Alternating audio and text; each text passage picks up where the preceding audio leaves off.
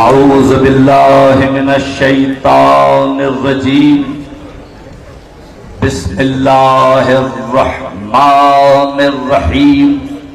میرے محترم دوستوں، بزرگوں، عزیزوں اور بچوں، مسلمانوں کے اس مشترکہ اجتماع میں گفتگو کرنے کے لیے قرآن مجید کی ایک چھوٹی سی سورہ مبارکہ کی تلاوت کا شرف حاصل کیا گیا۔ اس کا ترجمہ کرنے سے پہلے میرا جی چاہتا ہے کہ میں ایک بار پھر اپنی عادت کے مطابق گفتگو کا آغاز حضرات صحابہ کرام کے ذکر سے کروں۔ اگر آپ سب صاحبان متوجہ ہوں تو میں صحابہ کرام کے ذکر سے آج کی اس گفتگو کا آغاز کرنا چاہتا ہوں۔ ایک مرتبہ پھر یاد دلا دوں جسے یاد نہ ہو کہ صحابی کون ہوتا ہے، جسے یاد نہ ہو وہ یہ ذہنوں میں بٹھا لے، اور جسے یاد ہے وہ اس بات کو پکا کر لے کہ صحابی وہ ذات پاک ہوتی ہے، صحابی وہ قدسی صفات ذوات مقدسہ ہیں کہ جنہوں نے حالت ایمان میں سرکار کی زیارت کی۔ میرا سلام اور مسلسل سلام ان آنکھوں پہ کہ جنہوں نے حالت ایمان میں سرکار کی زیارت کی۔ وہ کیا آنکھیں ہوں گی کہ جنہوں نے سرکار کے نور مکمل کو اپنی آنکھوں سے دیکھا ہوگا، جنہوں نے حالت ایمان میں سرکار کو دیکھا اور جب اس دنیا سے رخصت ہوئے تو اللہ بھی ان پہ راضی، رضی اللہ عنہم، اللہ بھی ان سے راضی اور محمد و آل محمد بھی ان پہ راضی۔ صحابی سمجھ میں آیا؟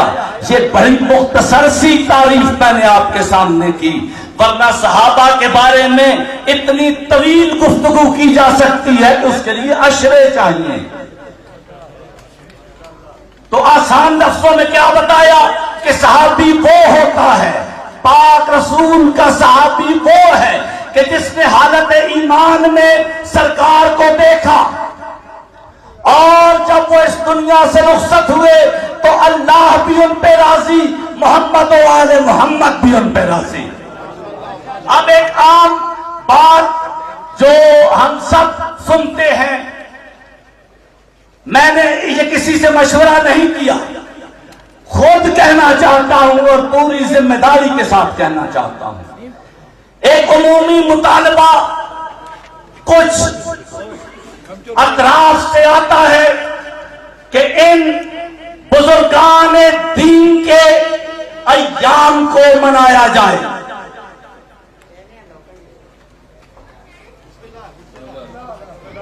آپ تھکے ہوئے تو ہیں لیکن تھکا ہوا میں بھی ہوں۔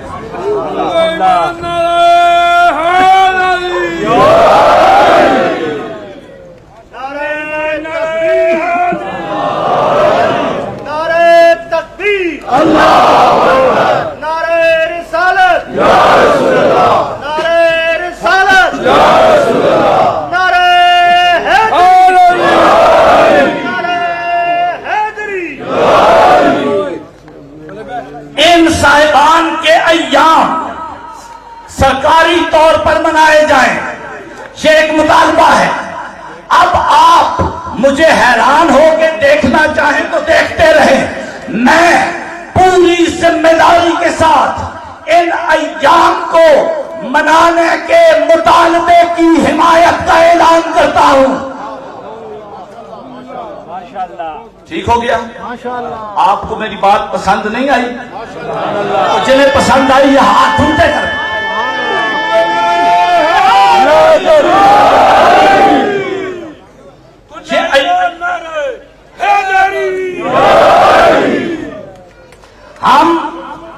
مسلمانوں کی عادت ہے کہ ایک دوسرے کے پروگراموں کو کم کرنے کی کوششوں میں لگے رہتے ہیں. بھائی ہونے دو, خدا رسول کا, آل رسول کا, اصحاب کا ذکر ہوتا ہے تو کسی کو کیا تکلیف ہے؟ نہیں ہونی چاہیے. میں لوگ کم کرنے کی بات کرتے ہیں, میں ان کے ایام جن کو منانے کا ذکر اور مطالبہ ہوتا ہے میں ان میں کچھ اضافہ کرنا چاہتا ہوں.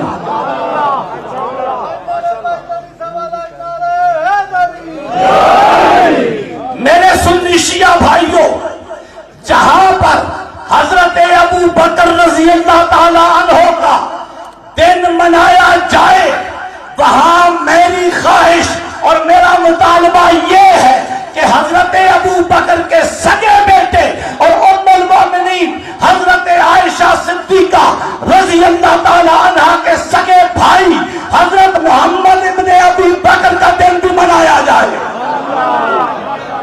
ماشاءاللہ ماشاءاللہ.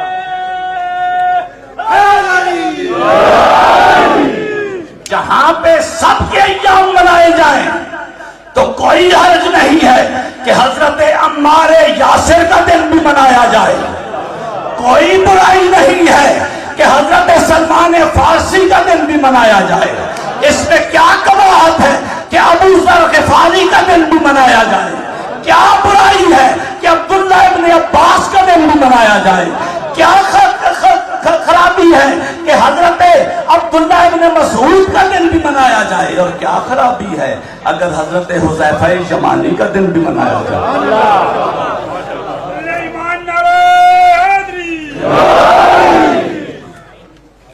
عرض میں نے یہ کیا, یہ بات سمجھ میں آ گئی سب کو, سارے سنی شیعہ بھائیوں کو؟ ٹھیک ہے. میں اس بات کو, جو شیعہ ہے نا, مجھے یہ شیعہ سنی میں فرق آج تک سمجھ میں نہیں آیا اور نہ ہی میں ایسا کوئی فرق محسوس کرتا ہوں, لیکن جو بظاہر جو اپنے آپ کو سنی کہتے ہیں اور اس مجمع میں موجود ہیں, انہیں میری بات سمجھ میں آئی ہے اور میری اگر اس بات سے وہ اتفاق کرتے ہیں, جو اہل سنت ہے میرے بھائی یہاں پہ, وہ ذرا اپنے اپنے ہاتھ اٹھائیں اللہ کے نام پر.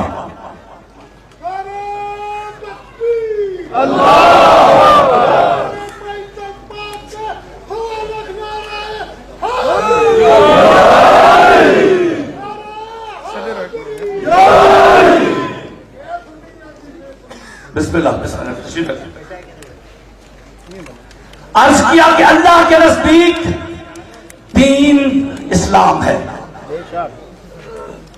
جو ضابطہ حیات ہے, جو اللہ نے ہمیں عطا کیا ہے وہ فقط اسلام ہے.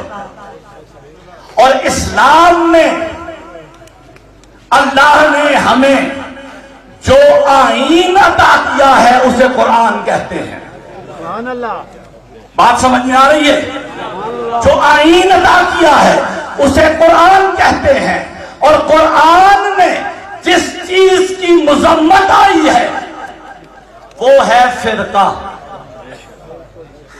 ذمہ داری کے ساتھ یہاں پہ علماء کرام بھی تشریف فرما ہے بعض, میں اگر غلط کہوں مجھے یہیں پہ روکو. اسلام میں, قرآن میں جس چیز سے منع کیا گیا ہے وہ ہے فرقہ. جہاں کہیں بھی فرقے کی بات ہوئی ہے قرآن میں اس کی مذمت آئی ہے. اور قرآن کا حکم ہے وَاعْتَصِمُوا بِحَبْلِ اللَّهِ جَمِيعًا وَلَا تَفَرَّقُوا. اللہ کی رسی کو تھام لو, فرقہ نہ بنانا. تو آپ کی سمجھ میں بات آئی, جہاں فرقہ ہے وہاں اسلام نہیں, جہاں اسلام ہے وہاں فرقہ نہیں. جہاں فرقہ ہے وہاں اسلام نہیں, جہاں اسلام ہے وہاں فرقہ نہیں. ایک اور بڑا عمومی جملہ بولا جاتا ہے کہ ہمارے مسلک میں ایسا ہے, فلاں مسلک میں ایسا ہے, ہمارے ہاں ایسا ہے, ہمارے مسلک میں یہ ہے, ان کے مسلک میں یہ ہے. بھائی قرآن آئین ہے نا, سب مانتے ہو نا؟ جو مانتے ہو ذرا ہاتھ اٹھاؤ. اللہ کا آئین ہے نا قرآن.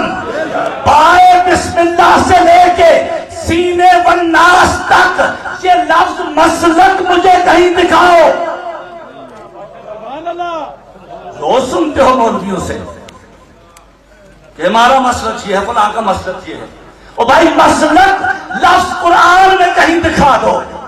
ایک قدم اور آگے بڑھوں، تمہاری حیرتوں میں تھوڑا اور اضافہ کروں، لفظ مذہب مجھے قرآن میں کہیں دکھا دو. اگر قرآن میں کچھ ہے تو وہ فقط دین ہے. ان الدین عند اللہ الاسلام، یقیناً اللہ کے ہاں دین اسلام ہے. اللہ کے ہاں جو ثابت ہے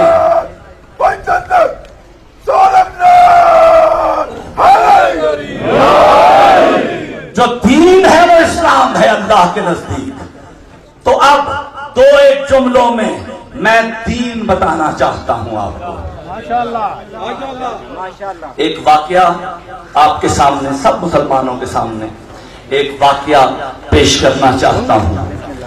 اس واقعہ سب نے سنا ہوا ہے، ہر ایک کی کتابوں میں موجود ہے کہ حضور نماز پڑھ رہے تھے. سرکار سے بڑا عالمین میں کوئی عبادت گزار نہیں ہے، ہو ہی نہیں سکتا. اور سرکار عبادت کے کس مرحلے میں تھے؟ سجدے میں. سرکار سجدے میں تھے. ایک بچہ آ کے سرکار کی پشت پر بیٹھ گیا. ٹھیک ہے، حضور نے سجدے کو طول دینا شروع کر دیا. کہہ دوں یہاں پہ ایک فکرہ، آپ ہو سجدے میں، جو سامنے سے آئے وہ نظر نہیں آتا. سجدے میں آپ ہو تو جو سامنے سے آنے والا ہے وہ نظر نہیں آتا. یہ پشت سے آنے والے کے بارے میں رسول کو کیسے پتا چلا کہ یہ حسین ہے؟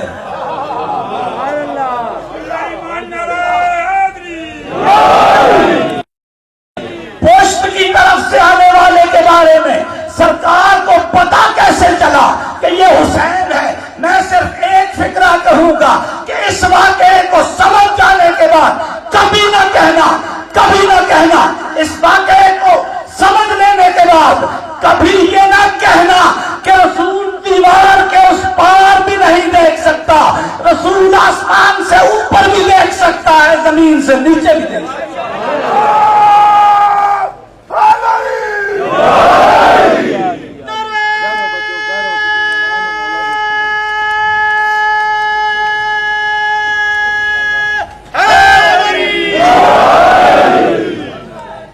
آگے بیٹھ گیا. اب حضور نے جو تسبیح سجدہ ہے اسے بار بار پڑھنا شروع کر دیا. ایک تسبیح سجدہ پڑھی، حسین پشت پہ ہے.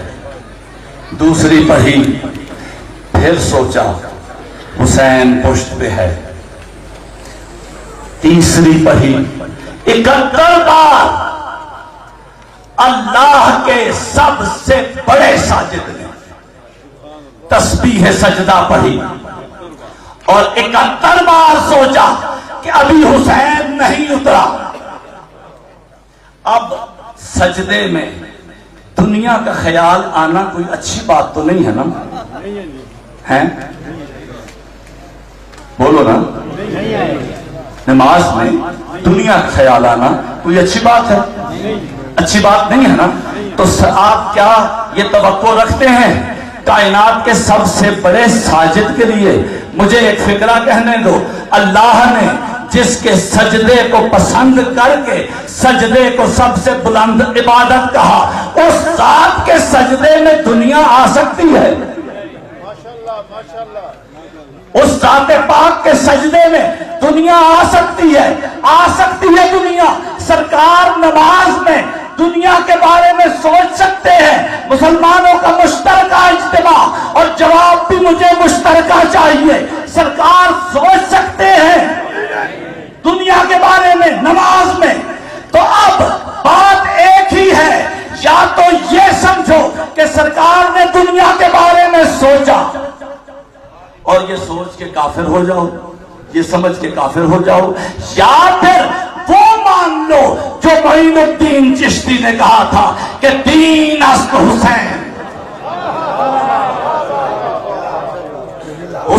حسین دین ہے، دین پناہ حسین، حسین دین کی پناہ ہے، حسین دین ہے، یہی کہا نا۔ تو اب میرے عزیزوں، ابتدا اسلام کی کہاں سے ہوئی؟ ابتدا ہوئی دعوت ذوالعشیرہ سے، سبحان اللہ، اور اختتام کہاں پہ ہوا؟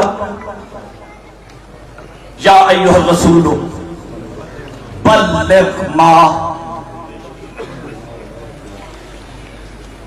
انزل الیک من ربک فإن لم تفعل فما بلغت رسالہ۔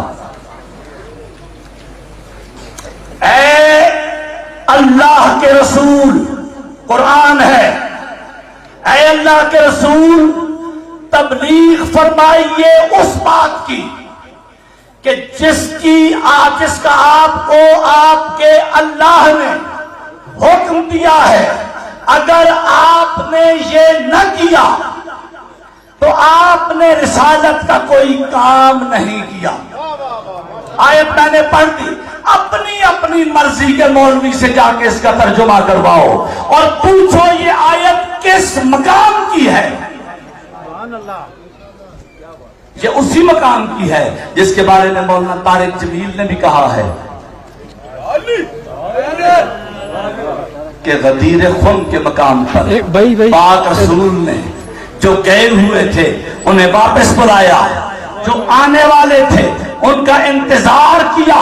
جب سارے جمع ہو گئے تو پاک رسول نے اس آیت کے اترنے کا اعلان فرمایا اور ساتھ ہی اعلان فرمایا کہ لوگوں من کنت مولا فہذا علی مولا۔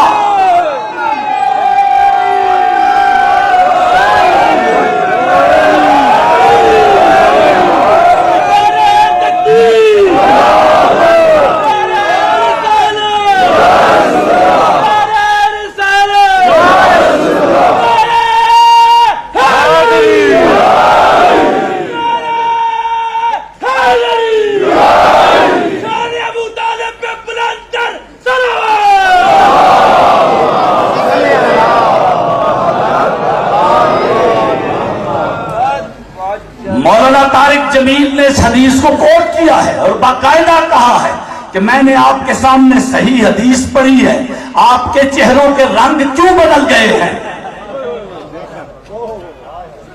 من کنت مولا ہو، انہوں نے جس طرح پڑھا یہ اور ترک ہے نا، یہ جو جس ترک سے میں نے پڑھی یہ اور ہے۔ من کنت مولا ہو فعلی مولا ہو، ایک روایت کا ایک انداز یہ ہے، من کنت مولا ہو فہذا علی مولا، یہ علی اس کا مولا ہے۔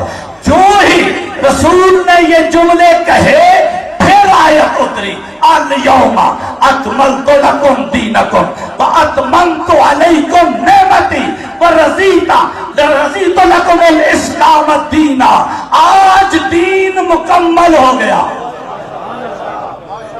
الیوم اکملت لکم دینکم واتممت علیکم نعمتی، اللہ نے اپنی نعمت تم پر تمام کر دی،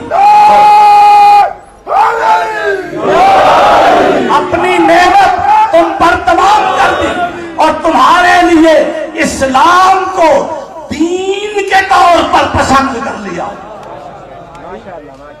میرے عزیزوں،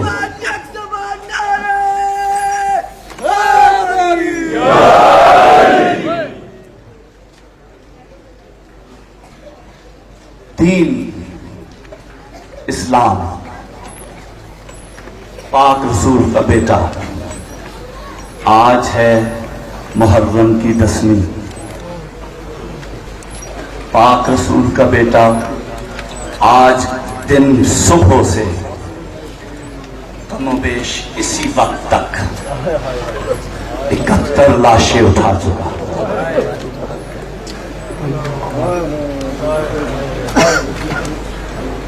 کبھی اون و محمد کے لاشیں اٹھائے۔ اون و محمد کا ایک جملہ سن لو، ان کی ماں رسول کی نواسی ہے، نام ہے پاک بی بی سیدہ زینب الکبریٰ۔ مولا حسین خیمے سے باہر ہیں، سارے جتنے بھی میدان کی طرف جا رہے ہیں لباس پہن کے، زرہ پہن کے انہیں رخصت کیا جا رہا ہے۔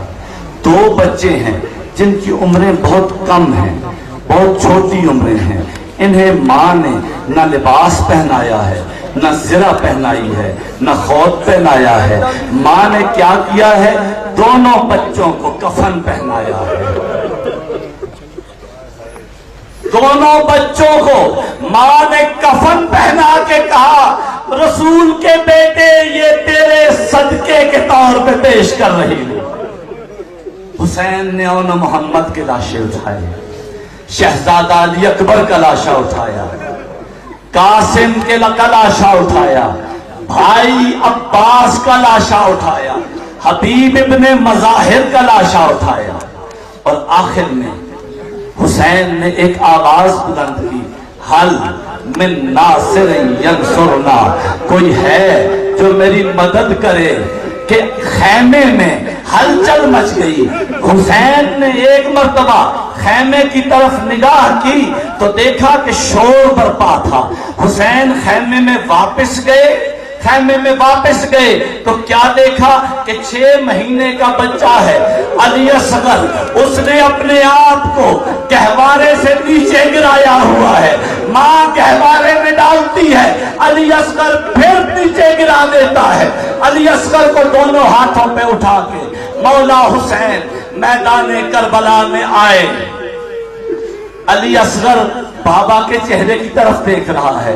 میرا دل کہتا ہے کہ علی اصغر نے حسین سے کہا ہوگا بابا تیرے سارے سپاہیوں نے کمال کی جنگ کی ہے، بابا آج میری جنگ بھی دیکھ، بابا آج میری جنگ بھی دیکھ۔ علی اصغر کو لے کے آگے چلے، ادھر سے تیر آیا، علی اصغر نے پھر بابا کی طرف دیکھا، بابا دیکھا کہ یہ مجھے دیکھ کے کتنا ڈر گئے ہیں، کتنا گھبرا گئے ہیں۔ جو تیر گھوڑوں کو مارنے کے لیے استعمال ہوتا ہے وہ تیر مجھے مار دیا بابا۔ حسین نے زمین کربلا میں علی اصغر کو دفن کیا۔ جب سب مارے گئے تو شمر نے کہا کہ سروں کو گنو، ایک سر کم تھا۔ مسلمانوں سنو، ایک سر کم تھا۔ کسی نے کہا کہ ہم نے حسین کو کہیں یہیں پہ بیٹھے ہوئے دیکھا ہے، علی اصغر کو دفن کرتے ہوئے دیکھا ہے۔ کہا ڈھونڈنے کا عجیب انداز تھا، جس کے ہاتھ میں برچھی تھی اس نے برچھی زمین میں مارنی شروع کی، جس کے ہاتھ میں نیزہ تھا وہ نیزہ زمین میں مارتا رہا، اور اچانک ایک نیزہ جب اٹھا تو علی اصغر کا لاشا